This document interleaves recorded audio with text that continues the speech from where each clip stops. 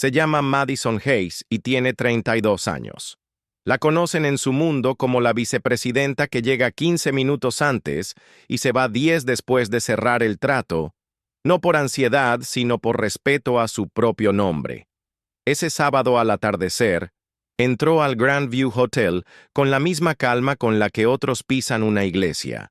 Luces reguladas, olor a flores frías y cera nueva. Un murmullo de técnicos probando micrófonos que parecía un enjambre paciente. Llevaba un mono azul noche de líneas firmes que le dibujaba los hombros como una armadura discreta.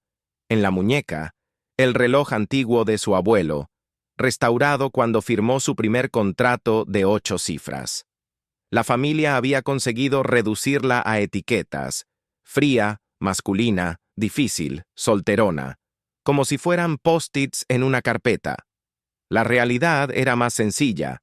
Vivía sola en un penthouse pagado al contado, entrenaba al amanecer, cocinaba risotto de limón los domingos y tenía repulsión al desperdicio, de tiempo, de dinero, de respeto. Aquella noche, venía solo a acompañar a su hermana Sofía. Se repetía como quien comprueba una cerradura. Notó las cámaras de transmisión ancladas a 3 columnas y lo tomó por exceso. En esa familia, el exceso siempre se disfrazó de tradición. Guardó el móvil tras volver a leer un correo marcado con estrella. Cláusula 15.3. Protección contra coacción y exposición pública. No era paranoia, era método. Sofía, la novia, apareció primero, suspendida en una felicidad de catálogo, preocupada por la inclinación de los servilleteros porque mamá se fija en esas cosas. Carol, la madre, irrumpió impecable en un vestido champán y una sonrisa de vidrio, lanzando indicaciones con la puntería de quien lanza dardos. Madison, cariño, ¿te quedas en el pasillo lateral? Es más, apropiado. Richard, el padre, deambulaba con la corbata discretamente torcida, repartiendo apretones de mano como sellos sobre papeles que no lee. Cada gesto parecía coreografiado para empujar a Madison al papel de figurante, silenciosa. Ella tocó su pendiente de diamante, el que compró el día que la promovieron. Por un segundo, sintió que su confianza subía a la piel como un perfume que solo ella reconocía. Reparó en el mármol del suelo, vetas grises dibujando mapas invisibles, detalle absurdo que la calmaba cuando todo alrededor parecía guionizado. Caminó la sala como si midiera una frontera y decidió su ruta de escape. Aguantar hasta el brindis, abrazar a la hermana y volver a casa. Últimamente, el penthouse era más que una dirección. Era la contraseña de regreso a sí misma. Entraron primero los proveedores con sus bandejas espelladas y un olor dulce a laca de peinado, y detrás de ellos vinieron los familiares que siempre caminan como si la alfombra les perteneciera. Sofía, luminosa como una postal, comprobó el ángulo de los servilleteros porque mamá se fija en esas cosas, y Carol apareció con ese vestido champán que parecía hecho para afilar el humor. Repartía indicaciones con sonrisa de vidrio. Madison, corazón, ¿te quedas en el pasillo lateral? Es más apropiado. Richard, con la corbata ligeramente torcida, saludaba a todos como quien firma contratos sin leer las cláusulas. A una tía le faltó susurro para decir que el mono azul de Madison era demasiado masculino, y alguien soltó el chiste viejo de su vida solitaria como si fuera brindis. Madison rozó el pendiente de diamante que había comprado el día de su ascenso y se aferró a un detalle absurdo para respirar. Las vetas del mármol parecían ríos satelitales, y en esos ríos ella podía ordenar el caos. Revisó el móvil. Vio la línea en negrita. Cláusula 15.3. Protección contra coacción y exposición pública. Y lo guardó. Su plan era simple. Aguantar hasta el brindis, abrazar a la hermana, volver al penthouse que últimamente no era solo una dirección, sino la contraseña de regreso a sí misma. Cuando todos se sentaron y las luces se templaron, el maestro de ceremonias anunció a la familia Hayes en la mesa principal como si presentara a una dinastía. Richard tomó el micrófono con la autoridad aprendida de oficinas y silencios y habló de legado, unión y sueños compartidos. Dijo que el hogar de una pareja parte de un gesto y que esa noche habría un regalo inolvidable. La cámara de la transmisión en vivo hizo un zoom perezoso. 200 personas contuvieron el aire por deporte. Entonces, con una sonrisa ensayada, el padre soltó la frase: «Gracias a la generosidad de nuestra querida Madison, Sofía y su esposo empezarán su vida en el penthouse de ella». Hubo un murmullo que olía a champán recién abierto. Algunos aplaudieron por reflejo, otros voltearon hacia Madison como si esperaran la confirmación de una estrella. Ella no se levantó, no sonrió, dejó que el silencio hiciera su trabajo. Escuchó cómo el hielo en su copa se chocaba como dientes en invierno, y con la misma voz que usa para detener una negociación, dijo sin levantarse: «Eso no fue discutido conmigo. Ese apartamento es mi propiedad». Dos. Camarógrafo ajustó el enfoque. A un invitado se le cayó un tenedor. El mármol pareció brillar un grado más frío. Si alguien ha sentido alguna vez ese nudo en la garganta cuando una sala entera te empuja a ceder lo que es tuyo por amor familiar, sabrá que el aire cambia de densidad. Eso fue lo que ocurrió tras la negativa de Madison. El murmullo se volvió juicio, y el juicio, presión vestida de buenos modales. Un primo dijo: «No arruines el momento». Una tía preguntó si, de verdad, necesitaba tanto espacio para estar sola, y un viejo socio del padre comentó que un gesto así te ganaría respeto. Ella oyó todo con la nitidez con que se oye el agua cuando uno tiene sed. Y porque este relato se cuenta en una comunidad que ha visto de todo, dejo aquí un puente honesto. Si estás leyendo hasta aquí, y alguna vez te pidieron que renunciaras a tu dignidad con tal de no hacer escena, cuéntame desde qué ciudad nos lees y comparte este relato con quien necesite oír que no estás obligado a regalar tu casa, tu tiempo o tu paz para merecer un lugar en la mesa. A veces decir no es el único idioma que detiene un abuso. Carol fue la primera en romper la distancia. Cruzó el salón como una moneda lanzada al aire, brillante y ya decidida por su cara de canto. No dijo nada. No hizo falta. El golpe llegó seco, sin preámbulos, como un sello estampado en el rostro de su propia hija. El pendiente de diamante de Madison describió un arco breve y perfecto antes de rebotar en el mármol y bailar. Un segundo más que el tiempo. 200 invitados se quedaron sin ruido, y el micrófono captó el eco mínimo de ese choque como si fuera un disparo en un túnel. La transmisión en vivo enfocó por instinto la mejilla roja y el pendiente en el suelo. Alguien ahogó un «oh», que sonó igual que un vaso quebrándose por dentro. Carol se quedó con la mano en el aire, temblándole apenas un dedo como si acabara de tocar una hornalla. Madison no lloró. No se movió.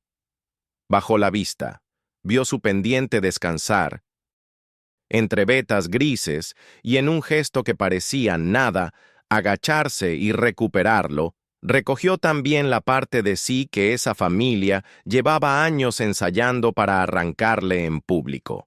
El murmullo volvió con dientes. Alguien dijo que todo fue un malentendido, otro pidió no dramatizar, y un tercero, con voz de consejo envenenado, musitó que un gesto así te hace ver humana. Richard recuperó el micrófono con una sonrisa que no encontraba dónde anclarse y probó la ruta del control. Habló de confusión, de error de comunicación, de la intención siempre fue honrar a la familia. Madison se incorporó sin prisa, acomodó el mono azul en los hombros y con la misma precisión con la que rechaza una cláusula abusiva, dijo: «El penthouse no está en discusión. Nadie me pidió consentimiento». Este es un anuncio público que pretende forzarme. La cámara de la transmisión se quedó con ella. El chat empezó a llenarse de emojis de sorpresa, de ¿qué está pasando? ¿De la golpeó su madre? Madison sacó el teléfono, mostró a su padre la línea resaltada. Cláusula 15.3. Protección contra coacción y exposición pública. No fue un truco. Era un recordatorio de que la ley existe incluso cuando la educación falla. En el piso, el pendiente descansaba ya en su mano, tibio por la piel, como si le devolviera un apellido que solo le pertenece a quien se lo trabaja. La presión, sin embargo, no se disolvió. Tomó otra forma. Una tía con perfume excesivo le susurró que lo done después sin cámaras. El maestro de ceremonias intentó avanzar al brindis. Carol, pálida, la acusó de arruinar el día de tu hermana, con ese tono afilado que mezcla pena y amenaza. Y Sofía, con los ojos húmedos, dijo, no sabía nada, con la exactitud de quien sí sabía y prefirió no mirar. Madison pidió el micrófono. Fue un gesto pequeño, una mano abierta hacia el presentador, pero tuvo la fuerza de un timbre de alarma. Voy a ser clara, dijo, y hubo un silencio que sonó a vidrio grueso. Trabajo desde los 20, pagué mi casa sin ayuda, no voy a cederla por una puesta en escena. No me invitaron a hablar, me usaron para un anuncio. Eso tiene nombre, coacción. En otro rincón, un invitado grabó en vertical, y la sala se vio por primera vez desde la altura incómoda de la verdad. Afuera, los coches seguían llegando. Adentro, alguien abrió una puerta, y el aire nocturno entró con olor a lluvia sobre piedra caliente, como si la noche quisiera lavar la sala antes de lo que venía. Las puertas batientes del salón dejaron entrar un hilo de aire frío y, con él, a Marcus Chen. No llegó corriendo ni levantando la voz. Entró con un traje grafito sin brillo, un reloj sin números y una pluma de titanio que hacía clics mínimos, como metrónomo de sangre fría. Detrás de él, una abogada joven con pestañas rectas y un hombre de compliance sosteniendo una carpeta con un separador rojo que decía 15.3. Marcus pidió el micrófono con la cortesía de quien conoce el poder de una pausa. El chat de la transmisión explotó en «¿Es el CEO?» y «Ese es Marcus Chen». Se presentó sin adjetivos ni humo. «Soy inversionista y miembro del consejo en la compañía del señor Hayes». Luego, a la sala. Lo que acaban de presenciar es un intento de coacción. Anuncio público para forzar la cesión de un bien privado, seguido de agresión. Explicó la cláusula 15.3 con ejemplos cortos, casi pedagógicos. Protege al accionista de presiones familiares o sociales que busquen despojarlo. Y añadió que había medidas cautelares listas si alguien intentaba repetir la escena. No rescató a Madison, la respaldó mientras ella se recomponía. La abogada colocó sobre la mesa principal un sobre notarial, y Richard, al verlo, parpadeó como quien recuerda de golpe el precio de la fachada. Marcus no pidió que apagaran la cámara, la dejó encendida para que el mundo viera lo que la educación escondía, el precio real de un apellido cuando nadie firma su propio esfuerzo. Si esta historia te alcanza justo en el nudo de la garganta, en ese segundo donde todo el salón empuja para que cedas. Déjanos un like si este relato te sirve de respaldo y cuéntanos desde qué ciudad nos lees. Esa geografía compartida recuerda que poner límites no es rareza, es salud. Y si conoces a alguien a quien su familia le esté pidiendo un pequeño sacrificio por el bien de todos, compártelo. A veces lo que falta no es valor, sino una frase concreta y un testigo. Aquí, Marcus no fue un milagro, fue una estructura. Papeles listos, cláusulas claras y él. Eco del sobre notarial sobre la mesa principal cambió la topografía del salón. Ya no era un jardín de flores caras, era un archivo abierto. Richard intentó recomponer su autoridad aclarando que todo se malinterpretó y que la familia sabe resolver en privado. Pero la abogada le respondió con voz templada que aquello ya no era privado desde el momento en que hubo transmisión en vivo y agresión. De hecho, una acta notarial digital ya estaba en curso con el material emitido. El gerente del hotel, pálido, pidió un receso de 10 minutos, y el maestro de ceremonias bajó la mirada, como si el guión le hubiera caído de las manos. Algunos invitados cerraron las solapas de sus sacos con un pudor súbito. Otros comenzaron a revisar sus celulares como si buscaran una salida dentro de una pantalla. Sofía, con el labio tembloroso, llegó a tocar el antebrazo de Carol. La madre se zafó con un movimiento mínimo, terca en la mueca, todavía incapaz de procesar que su gesto. Ese golpe que en la cocina de casa siempre cerraba discusiones. Aquí se había vuelto prueba. Marcus pidió que se registrara el nombre del camarógrafo y la hora exacta del golpe. El hombre de compliance señaló los relojes de las cámaras. No hubo gritos. Hubo un orden nuevo, casi quirúrgico, que dejó a la familia expuesta donde antes estaba entronizada. En una esquina, dos mozos se miraron en silencio como quien aprende de golpe una lección cara. A veces el respeto llega vestido de carpeta y no de apellido. Madison no hizo discurso. Agradeció al personal del hotel por su trabajo y dijo que necesitaba aire. Fue una frase simple que partió el salón como una cremallera. Se acomodó el mono azul en los hombros, volvió a colocarse el pendiente, y esa acción, íntima y breve, cerró una grieta que el mármol había amplificado segundos antes.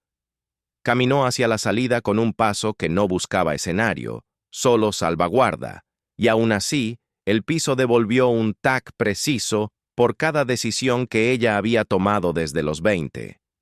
A la altura de la puerta, un invitado le susurró «Lo siento», sin mirarla.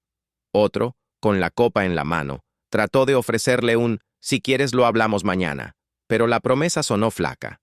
Marcus la alcanzó. Le dijo que el equipo legal se quedaría para formalizar notificaciones y que en la mañana se activarían comunicados a clientes anticipando la crisis de reputación del señor Hayes. Ella asintió sin grandilocuencia. Afuera, el aire olía a piedra mojada y escape de autos. Y por primera vez en horas, el mundo no le exigía justificar lo que era suyo.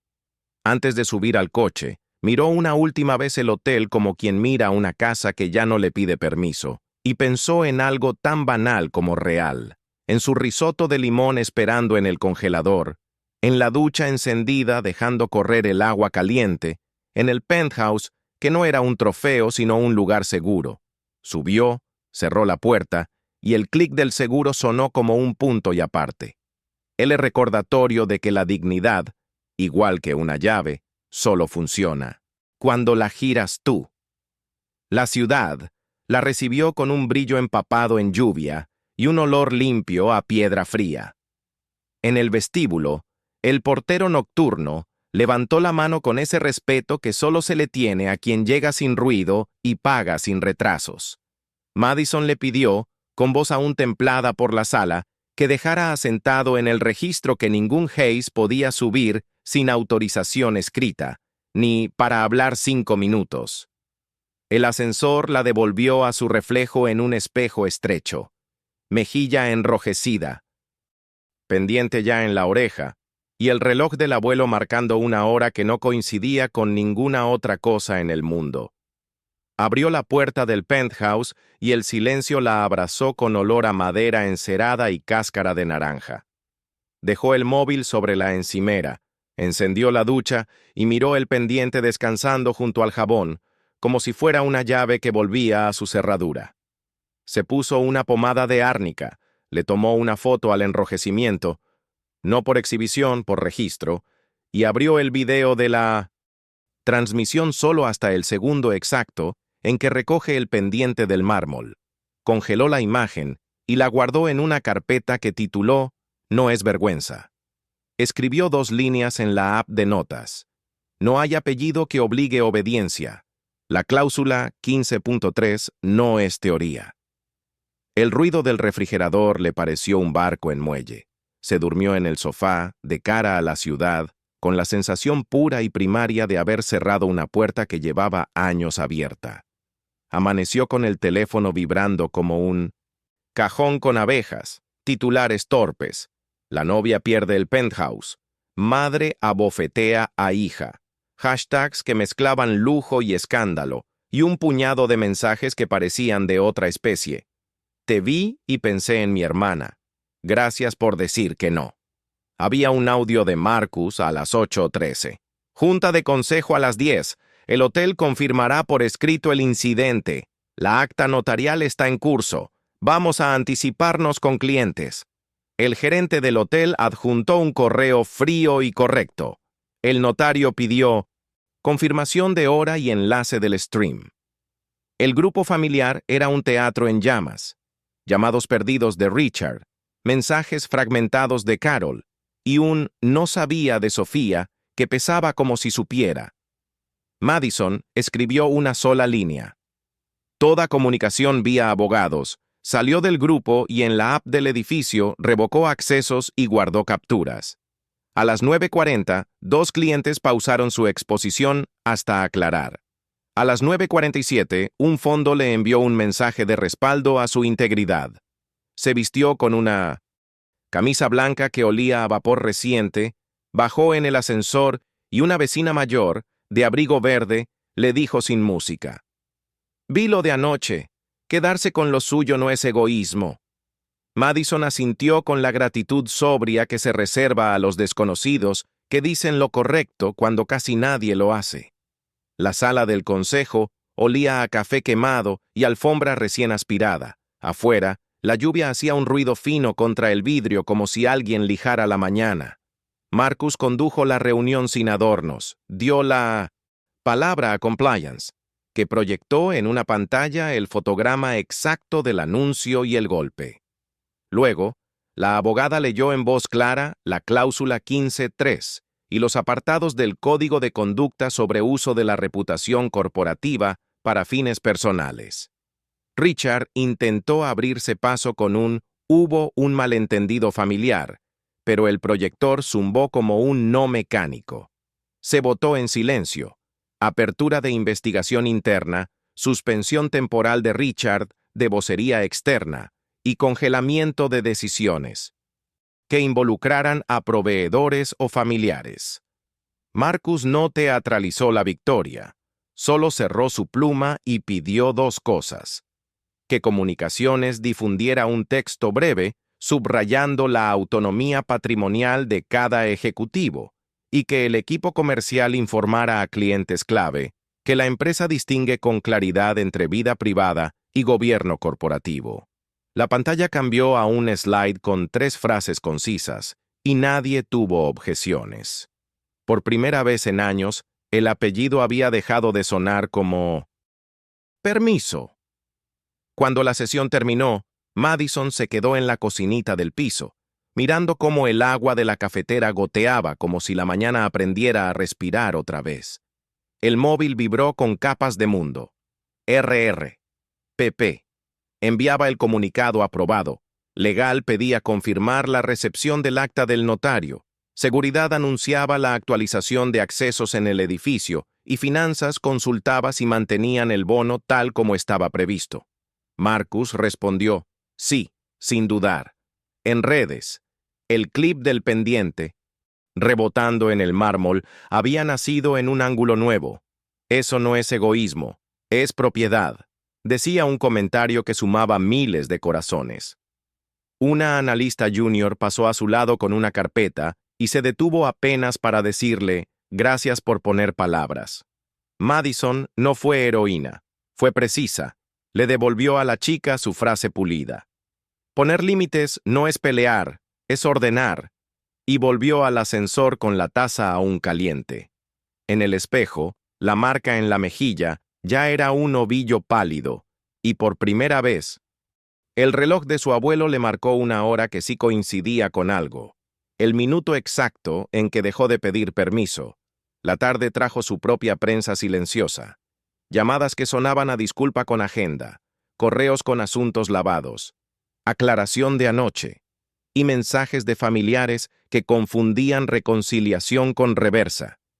Carol activó su circuito de relaciones con una coreografía aprendida. Quiso convencer a conocidos de que todo había sido un malentendido teatral, que el golpe fue un gesto mediterráneo, y que Madison siempre fue intensa.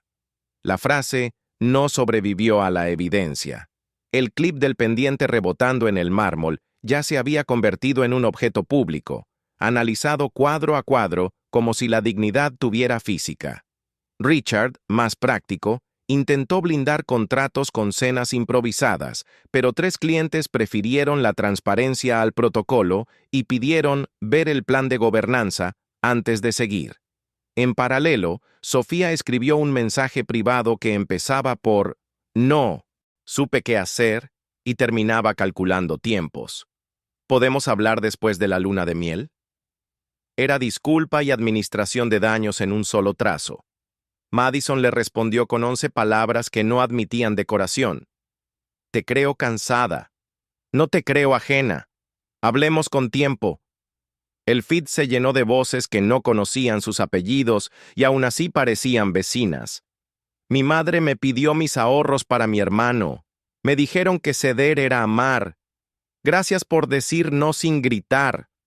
La ciudad, vista desde 1900, su oficina vidriada, dejó de parecer escenario y volvió a ser cielo sobre techos, neutral como la ley.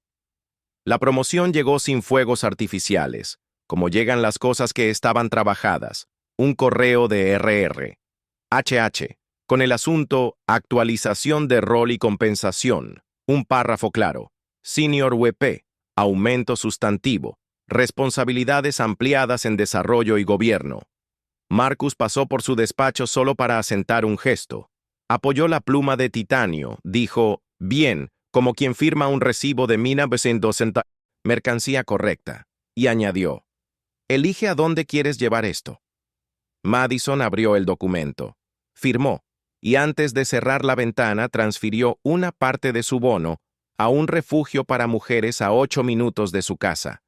Había ido una vez, de incógnito, y recordaba la jarra de esmalte picado, los dibujos en la cartelera de corcho, el olor mezclado de jabón barato y crayones. Escribió junto con la transferencia una nota simple. Cursos de alfabetización legal y plan de emergencia digital para usuarias. De vuelta en el ascensor, actualizó su testamento, bloqueó a sus padres en todas las vías que no fueran abogados, y en la app del edificio movió 2 deslizadores que decían «Sin acceso» y «Alerta recepción». En su móvil, la carpeta «No es vergüenza» cambió de nombre a «Prueba de límites». Dentro, el fotograma del pendiente dejó de ser el recuerdo de un golpe para convertirse en instrucción. Agacharse, recoger, volver a ponérselo. Afuera, la lluvia volvía a escribir su texto oblicuo sobre el vidrio, y por primera vez en mucho tiempo, ninguna palabra venía dictada por un apellido. Los padres descubrieron temprano que el prestigio no es una armadura, sino una prenda alquilada. Se devuelve cuando el recibo dice incumplimiento. 2 contratos ancla pidieron auditorías externas. Un tercero, más silencioso, dejó de contestar correos. Carol intentó rehacer su relato con entrevistas íntimas en perfiles sociales, pero el público ya había visto el fotograma del golpe y la frase de Madison, eso no fue discutido conmigo, repetida en camisetas digitales. En el club, donde antes coleccionaba saludos, empezaron a multiplicarse los «hoy no» y los «se nos complica».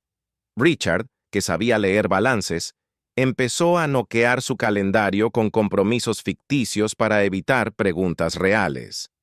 La casa familiar se volvió un set sin electricidad. La nevera sonaba a cueva y el timbre dejó de escuchar su nombre. Una tarde llegó la primera carta con membrete azul. Medidas cautelares por uso indebido de imagen y coacción. Carol la dejó sobre la mesa como si quemara y dijo que hablaría con sus contactos. Nadie contestó. En la esquina de esa misma mesa, un vaso dejó la marca perfecta de un círculo de agua que parecía un eclipse rendido. Sofía aguantó un mes de titulares antes de que el novio propusiera espacio con la cortesía quirúrgica de quien firma una rendición.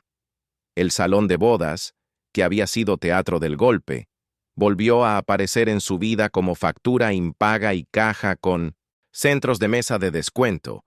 La felicidad de catálogo se le deshilachó en la falda, y de repente, el mundo ya no estaba angulado para favorecerla. Escribió a Madison desde una cuenta alternativa, sin emojis ni ornamentos. Dijo que entendía tarde, que también había sentido el puño de la madre en la cocina cuando se equivocaba de tono, que lo suyo había sido mirar para otro lado porque el favor familiar es un sillón cómodo, y que ahora ese sillón tenía clavos. Madison leyó el mensaje completo. Lo dejó descansar una noche, y al día siguiente respondió con 2 condiciones. Terapia primero, verdad después. Adjuntó el contacto de una psicóloga que trabajaba con límites y lealtades invisibles, pagó por adelantado 6 sesiones y le escribió a la administradora del refugio: si alguna chica llega con la cara caliente y una historia de fiestas y familia, que sepa que aquí hay apoyo y no aplausos.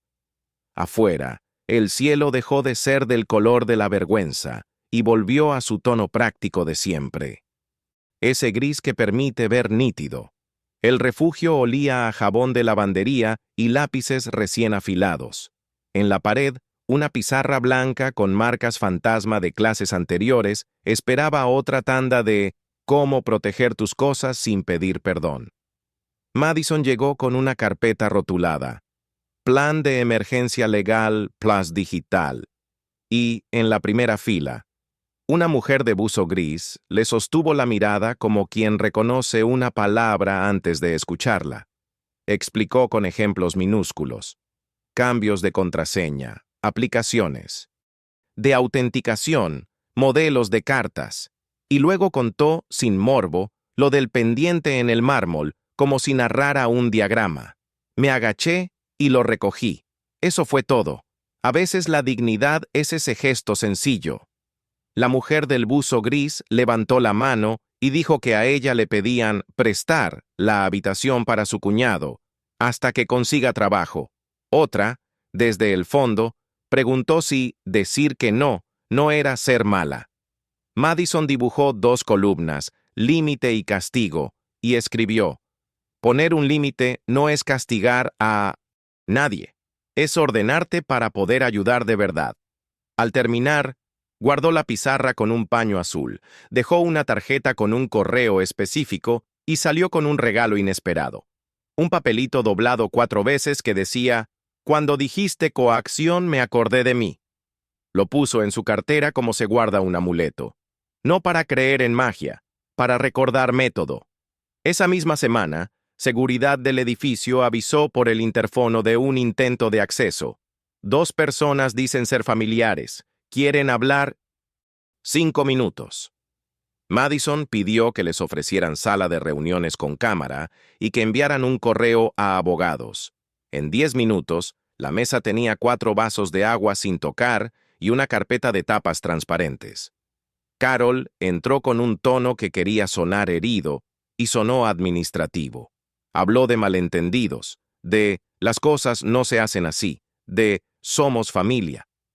Madison escuchó como quien revisa un contrato, y cuando la madre intentó deslizar una disculpa que venía amarrada a una donación simbólica del penthouse, para evitar más ruido, le señaló la hoja de la cláusula 15.3 y un acuerdo de no uso de imagen con penalidades claras por cada violación.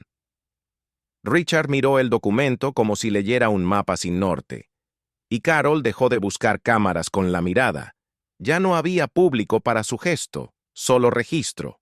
Firmaron con manos tensas, y al salir, Carol lanzó una frase última: no te reconocemos, que a Madison le sonó, por fin, como una liberación. No había nada ahí que ella quisiera. reconocer tampoco. El portero devolvió las tarjetas de visitante en silencio. El vidrio del lobby guardó el reflejo de 3 generaciones que, por una vez, no confundían apellidos con derechos. Esa noche, ya sin visitas y con el contrato de no uso de imagen guardado en una carpeta gris, Madison salió a correr por la orilla del río con una sudadera vieja y una gorra sin marca. El aire frío le pegó en la cara justo donde quedaba el recuerdo del golpe, como un hielo que esta vez sí estaba a su servicio. El pavimento devolvía un sonido hueco, toc toc, a cada zancada, y ella fue contando farolas en lugar de pensamientos. A la vuelta, calentó el risotto de limón en un sartén de hierro, cortó perejil con una tijera sobre el vapor y dejó el pendiente en un platito de cerámica con una grieta mínima que siempre le gustó. En el móvil, un mensaje breve de Sofía. Confirmó la primera sesión de terapia y preguntó si podía enviarle, cuando estuviera lista, una copia de la charla del refugio. Madison escribió sí y le añadió 3 líneas con cosas prácticas. Bloquear tarjetas secundarias, revisar quién tenía llaves duplicadas, cambiar contraseñas. Más tarde, Marcus le mandó una foto del ramen de un sitio pequeño al que iba después de los días de junta. No era invitación, era guiño. «Hidrátate. Mañana será administrativo». Ella sonrió sin querer. Apagó todas las luces menos la de la isla de cocina, y en ese cono de claridad ordenó una lista que no tenía poesía, pero sí paz. Dormir, 8 horas, entrenar, mandar correo a comunicaciones con 3 bullets claros y recordar, subrayado, que no debía justificar lo suyo. Al día siguiente, el consejo se reunió de nuevo, esta vez con un orden del día que no dejaba huecos. Separación de funciones de Richard, nombramiento interino de un director externo para gobierno y creación de una política explícita que prohibía usar eventos familiares para anuncios corporativos o presiones patrimoniales. No hubo épica, hubo votos, cumplimientos. Proyectó un checklist nuevo para situaciones de conflicto de interés y Madison propuso, y se aprobó, un módulo de alfabetización legal para cuadros medios, que nadie volviera a necesitar una carpeta de emergencia en medio de un brindis. Al salir, ella no se quedó a recibir aplausos. Tomó el ascensor, subió a su despacho y abrió un documento titulado Prueba de Límites, versión 1, con 3 secciones simples. ¿Qué es mío? ¿Qué comparto? ¿Qué no está en discusión? Guardó el archivo, envió el enlace a su equipo y bajó al lobby con un sobre dirigido al refugio. Dentro, una tarjeta con horarios para una clase mensual y un vale para cambiar cerraduras. Antes de salir del edificio, abrió el bolso y tocó el platito de cerámica en su mente. El pendiente, quieto, como piedra de río. Afuera, el día no la aplaudió ni la probó, simplemente siguió, que es lo que la vida hace cuando uno por fin deja de pedir permiso. Pasaron las semanas y el ruido se hizo paisaje. Titulares más cortos, comentarios menos feroces. Agendas que aprendieron a no abrir con el apellido. En la empresa, el nuevo protocolo empezó a volverse hábito. Nadie anunciaba nada personal en eventos y en cada reunión estratégica había una diapositiva fija sobre conflictos de interés que ya no aburría a nadie porque todos sabían por qué estaba ahí.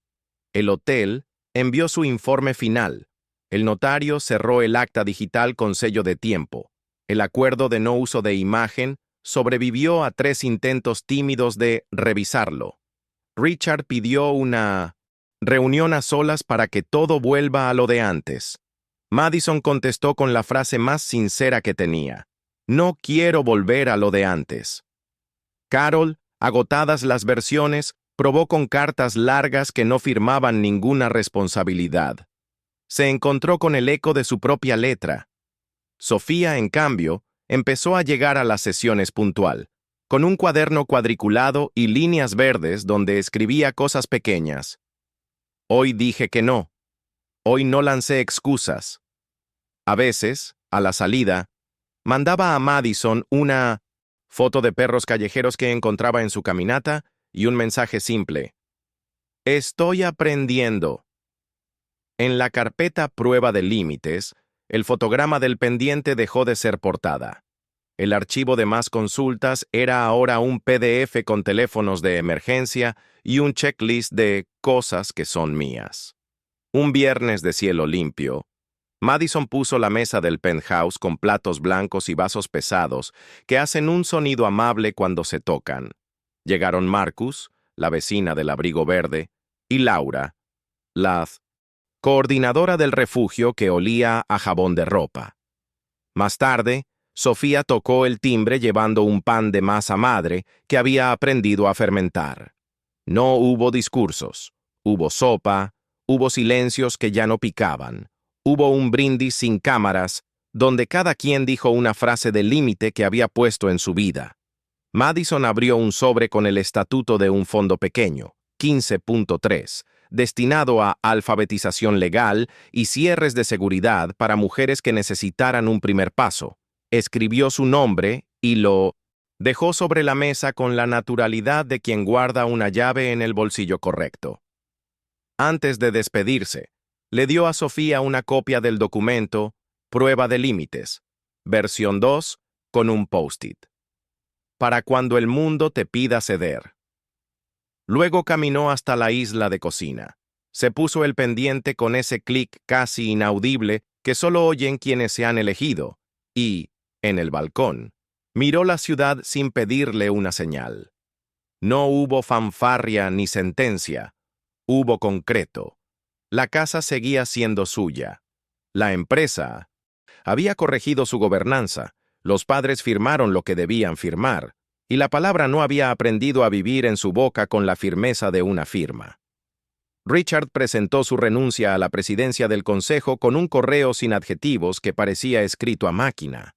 Pidió mantener la discreción y habló de sumar desde otro lugar, un eufemismo que en la práctica significaba salir del foco. La casa familiar se puso en venta sin fotos del living, un detalle que cualquiera habría pasado por alto, pero que decía más que un comunicado. Y Carol descubrió que la soledad tiene un sonido específico, el del teléfono que no suena. En un sobre sin remitente, Richard envió a Madison un recorte de periódico de los años en que él empezaba, como si recordarle su origen le comprara una absolución. Ella respondió con un texto corto y un adjunto. El protocolo aprobado y un cuenta conmigo para lo que sume gobernanza, no para lo que disculpe. Sofía, por su parte, empezó a hablar con frases de verdad. Contó en terapia que en la cocina de su infancia también hubo manos rápidas y silencios largos, que el favor familiar es un sillón blando con clavos y que mirar para otro lado fue su manera de no romper. Una tarde tocó el timbre con una caja de zapatos. Adentro había una hebilla que Madison había perdido a los 15, todavía con un mechón de pelo rubio atrapado. Las dos la sostuvieron como quien reconoce que no todo lo viejo es una cadena. Lo que aprieta no es el objeto, sino la mentira que lo rodea. El fondo 15.3 tomó forma de cosas simples: cierres nuevos para 3 puertas, tarjetas SIM a nombre propio, vecinas que aprendieron a no abrir con el apellido ajeno de quien golpea. Madison fue al refugio un miércoles lluvioso, con una caja de candados y 4 termos de café. En la pizarra, dibujó un rectángulo y lo tituló Tu espacio. Y por cada línea que una chica quiso ceder por amor, ella puso un candado simbólico y un teléfono real. Días después, le llegó un mensaje sin nombre. Cambié la cerradura, seguido de la foto de una puerta azul con pintura descascarada. Guardó la imagen en Prueba de límites y abrió un archivo nuevo. Manual de primeros límites, con ejemplos que ojalá alguien le hubiera dado a los 20. En casa, los viernes por la noche volvieron a oler a risotto de limón y cáscara de naranja. En el platito de cerámica, el pendiente descansaba con la familiaridad de una piedra de río. A veces, cuando la ciudad amanecía nítida, Madison se paraba en el balcón, Se ponía el pendiente con ese clic diminuto que solo oye quien se elige, y pensaba en algo sin drama.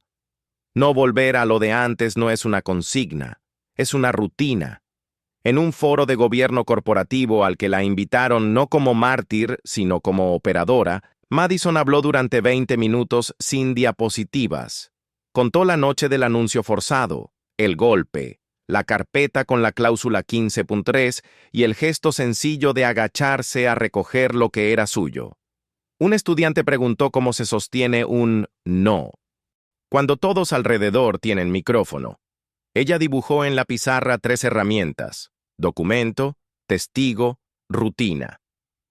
El documento convierte el límite en lenguaje legal, el testigo lo vuelve realidad, la rutina lo hace costumbre, dijo, y los celulares dejaron de grabar para tomar notas. Una directora de recursos humanos le pidió autorización para copiar el protocolo. Un mozo repuso agua con el cuidado de quien dimensiona que no está atendiendo una charla, sino presenciando el momento exacto en que una palabra difícil se vuelve procedimiento. A la salida, el pasillo olía a desinfectante y a café demasiado cargado.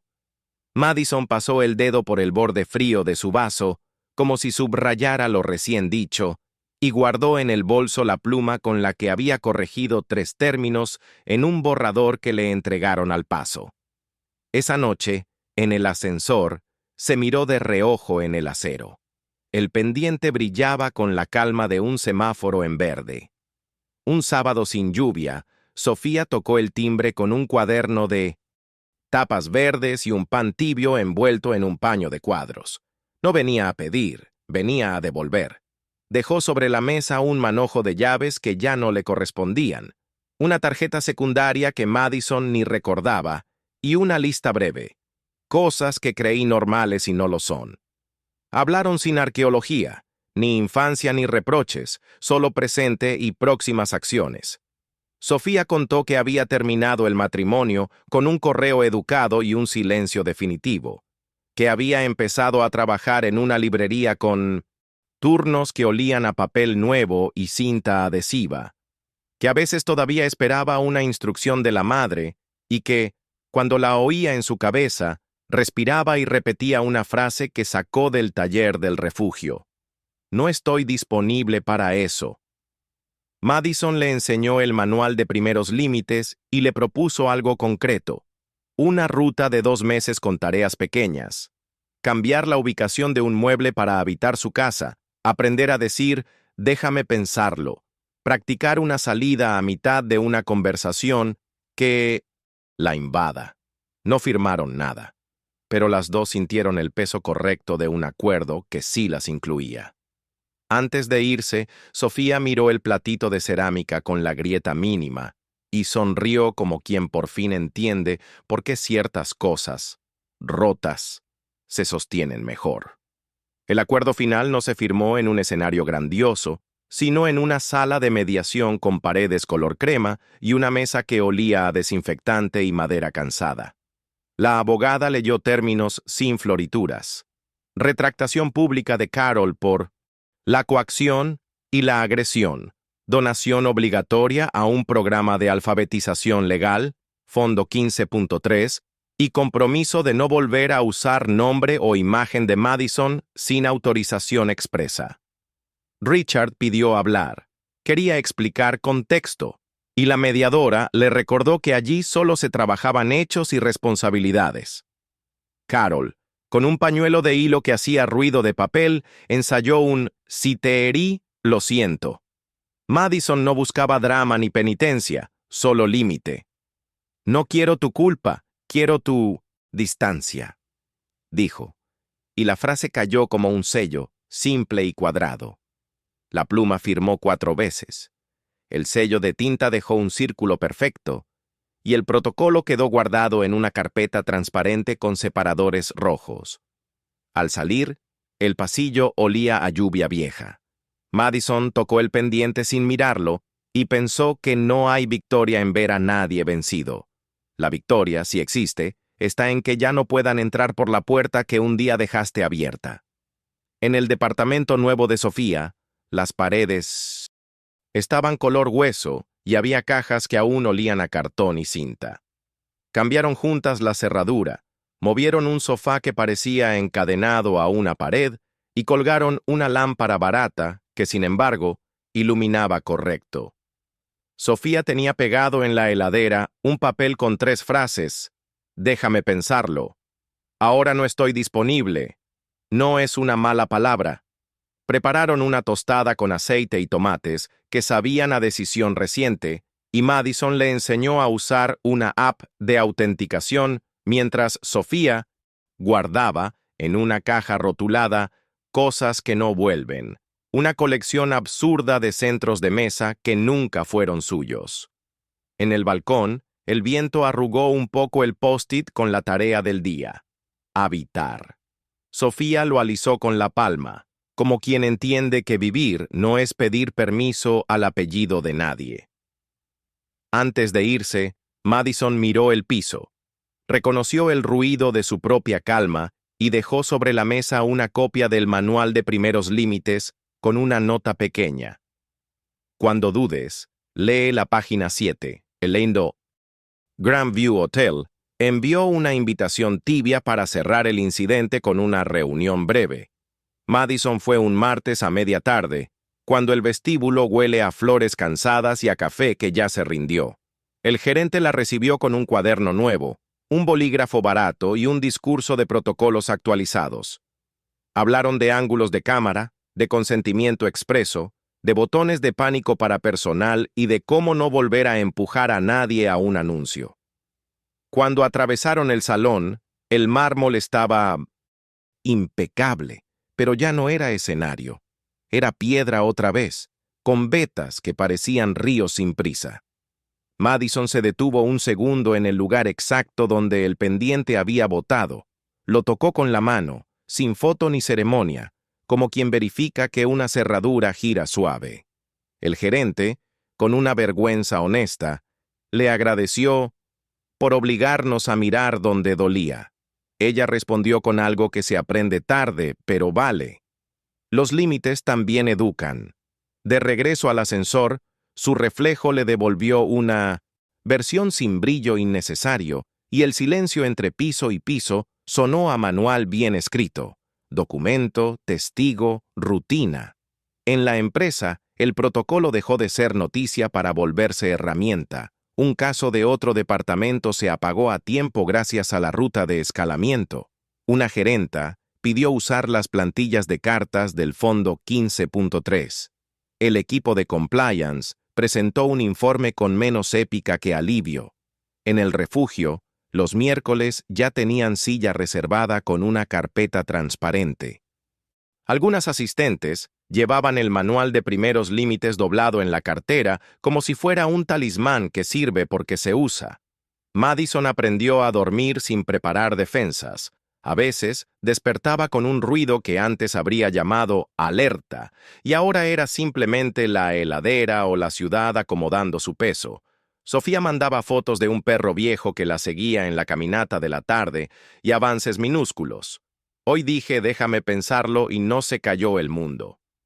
Marcus de vez en cuando enviaba un emoji de ramen a las 22 como quien pasa un parte. Sigue el procedimiento. En la carpeta Prueba de límites, las últimas páginas ya no eran de noche, ni de golpe, ni de salón. Eran listas con casillas marcadas, correos archivados y puertas que ahora cerraban por dentro con un sonido claro. En el foro donde tantos relatos encuentran su primera respiración, Madison escribió una guía que no parecía guía. Un relato cronológico con fechas, horas y decisiones puestas una al lado de la otra como herramientas sobre una mesa. Nunca pensé en justicia poética, escribió. Pensé en estructura, documento, testigo, rutina. Adjuntó un modelo de carta para revocar accesos, un checklist de emergencia y un párrafo sobre esa noche en que el pendiente botó en el mármol y el silencio se volvió prueba. La moderación fijó su texto arriba con una nota. Este post no es consejo legal, pero es un mapa. En los comentarios aparecieron geografías: Jujuy, Recife, Tijuana, Vigo. Una mujer dijo que había bloqueado la puerta por primera vez a un primo que solo venía a dormir en el living y que, por primera vez, durmió ella en su propia casa. Otra contó que cambió una cuenta conjunta por dos individuales y que el banco, por primera vez, le habló a ella. Madison respondió con la misma economía que guía un bisturí. Sigue, documenta, avisa. El cierre real no vino con fanfarrias, sino con rutina buena. Sofía envió una foto donde el perro viejo la acompañaba hasta la puerta del trabajo y un audio en el que decía, sin temblor, que había dicho «no estoy disponible» a una invitación que olía a manipulación. El Fondo 15.3 pagó cerraduras y SIMs nuevas a 7 mujeres en un mes. El hotel instauró un botón de pánico. La empresa consolidó su política. Y Madison, una noche sin lluvia, preparó sopa para 3 y dejó el pendiente en el platito de cerámica con la grieta mínima, no por nostalgia, sino por coherencia. Recordar que lo que recuperaste se cuida. En el balcón, la ciudad no aplaudía, ni desaprobaba, simplemente seguía. Ella pensó, sin drama, que tal vez ese era el premio. Que nadie le pidiera otra vez convertir su vida en un gesto para otra mesa, y que si alguna vez alguien lo intentaba, el clic del pendiente recordaría lo esencial. No volver a lo de antes.